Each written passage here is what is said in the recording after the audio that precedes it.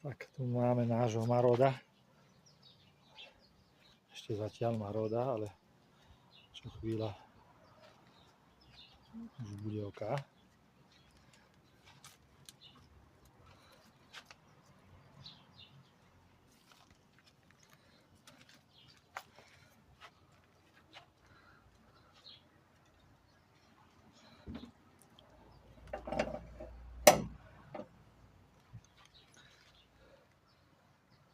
Ešte klasický motor, ktorý sa skladá aj zo železa, nie len z plastov a hliníka.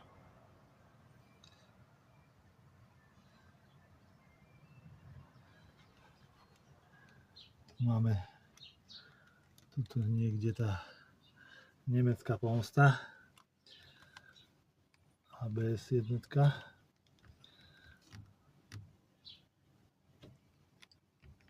No to je ono, čo sa pošáhlo.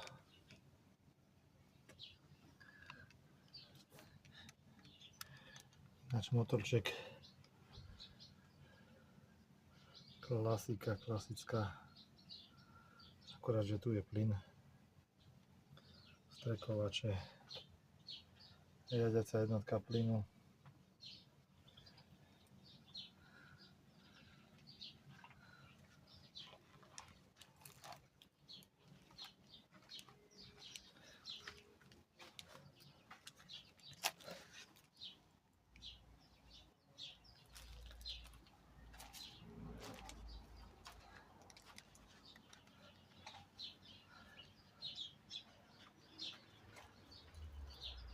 Parádne umiestnená rezerva. To znamená, že ono to má určitý význam, keď to je tu v priestore motoru. Že napríklad je zima, čo v Rusku je dosť často zima, tak vy nemusíte ťahať kade tade rezervu spod auta, ja neviem čo. Pekne tu si uchytíte teplúčku vyhriatu od motora. Takže to je účel toho, a to len tak blbo vyzerá, že kde to dali tú rezervu, keď si Vlado povie, Pane Bože, kde dali tú rezervu. No dali ju na to najsprávnejšie miesto, aké môže byť. A má to svoj dôvod. Teraz som vymenil olej prednedávnom, pred 2 dňami. Tak toto vyzerá.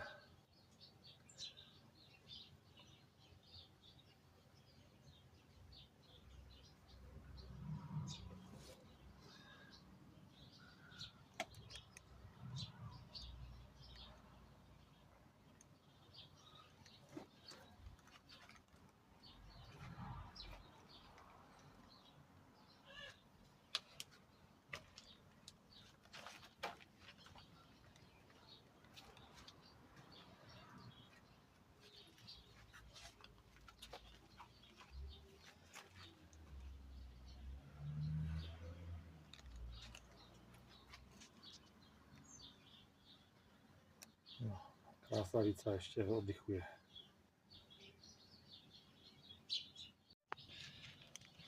Ešte vám ukážem, jak vyzerá taká Lada 4x4 zo spodu. Táto konkrétne po 2018, takže po 8 rokoch.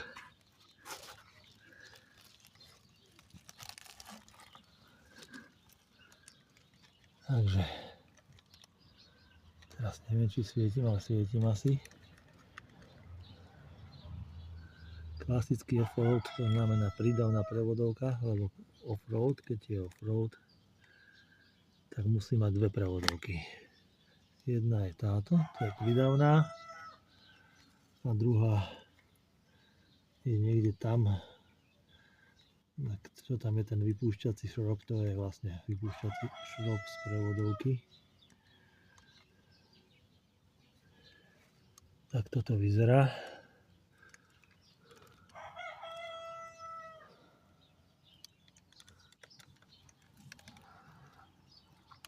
pre všetkých hlupákov a tých mentálnych božiakov, ktorí nenávidia Rusko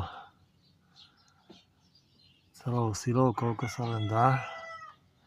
Tak aby ste vedeli, Lada tohto roku vyrobí, čo mám ja, je napríklad Euro 6, čo sú nie ani iné auta. Napríklad čo mám Roadster, to je len Euro 4 a pritom je to tiež benzín. A takisto tá Lada je LPG, tu je zádu nádrž pod kufrom, takže tie emisie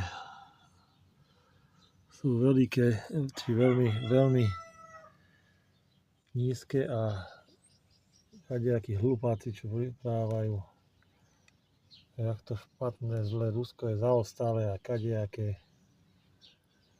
Takže prvý offroad na svete je ruský. A to je konkrétne táto Lada.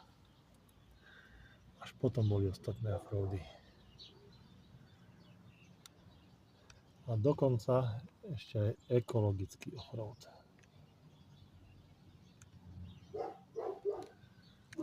Nie sú tu vymoženosti digitálne a kadejaké sprostosti, 6 tabletov v aute a všetko na elektroniku. Je to ešte poctivá robota.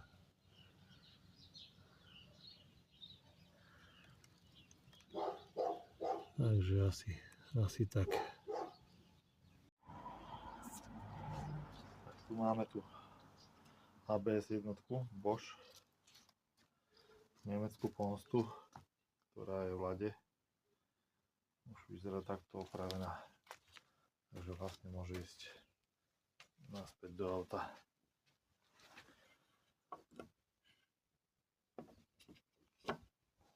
Takáto sranda, ktorú bohužiaľ tam Rusi dávajú. No.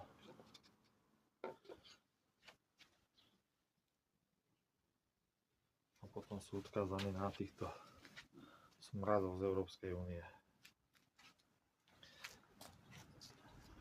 Ale sú aj na Slovensku šikovní ľudia, ktorí to dokážu opraviť.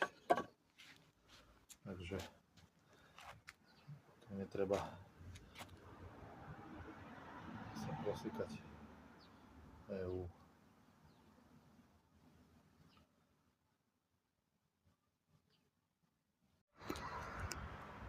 Takže Ladu máme pekne umytú.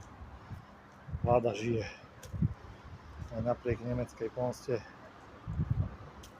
funguje všetko jak má. Konečne čistúčka.